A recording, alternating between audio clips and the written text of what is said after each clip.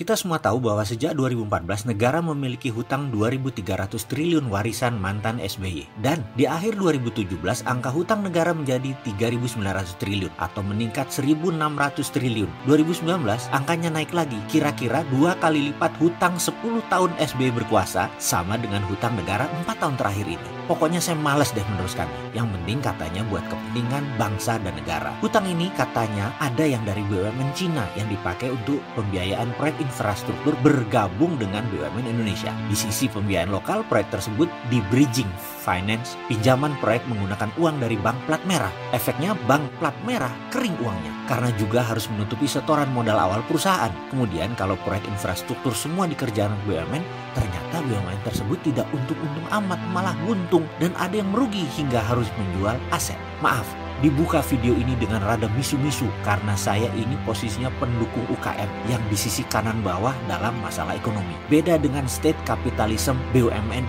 yang kiri atas, berbisnis menggunakan kekuatan negara. Kita seberang-seberangan. Saya juga gerah dengan tingkah pola BUMN yang direksinya gajinya gede-gede banget dan isinya BUMN sering dikeruk pejabat dan politikus Senayan. Yang benar-benar kejam buat negara itu sedikit. Karena itu saya juga mohon maaf kalau 2 tahun lebih saya mengkritik infrastruktur yang menurut saya banyak salah desain, salah bangun karena terburu-buru. Di sisi lain, hal ini membuat saya dihujat sebagai tidak NKRI karena tidak setuju infrastruktur. Kok begitu ya? Jauh bener nuduhnya. Sekali lagi saya katakan, saya tidak setuju cara membangunnya yang memakai hutang, memakai teknologi Cina dan memakai orang Tiongkok.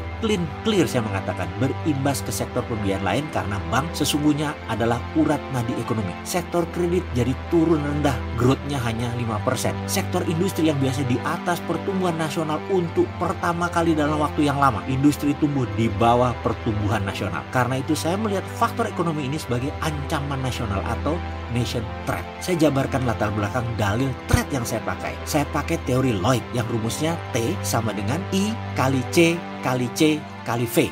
Atau threat sama dengan intention kali circumstances kali kapabilitas kali vehicle yang dilakukan oleh Cina Tiongkok terhadap Indonesia. Dalam buku China Private Army dengan subjudul Protecting the New Silk Road jelas mengatakan instrumen penerapan hegemoni Cina dalam penaklukan sebuah wilayah adalah dengan debt trap. Dan bagi saya Indonesia sudah jatuh dalam jebakan tersebut.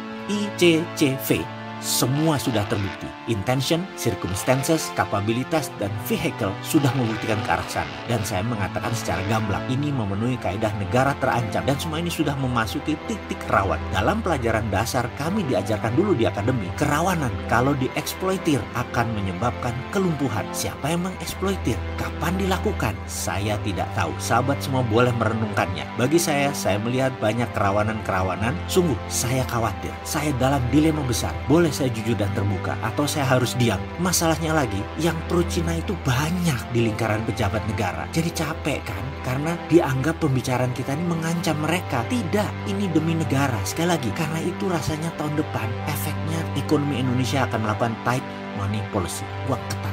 Ekonomi stagnan, ekonomi macet jalan di tempat. Tapi pasti ada sisi positifnya. Apa itu? Mudah-mudahan analisa saya salah. Mudah-mudahan saya salah membaca ancaman.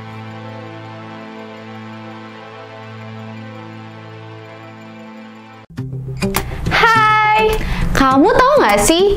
Pakai Dinaran, kalian bisa beli emas dengan biaya 10.000 aja loh. Kamu bisa transaksi emas dengan sistem digital jauh lebih mudah.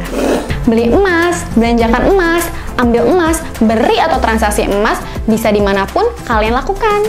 Selain itu, rupiahmu jauh lebih aman dengan underlying emas tanpa takut berkurang dan cenderung naik setiap waktunya. Di Dinaran, setiap rupiahmu bernilai emas. Jadi, download Dinaran sekarang juga.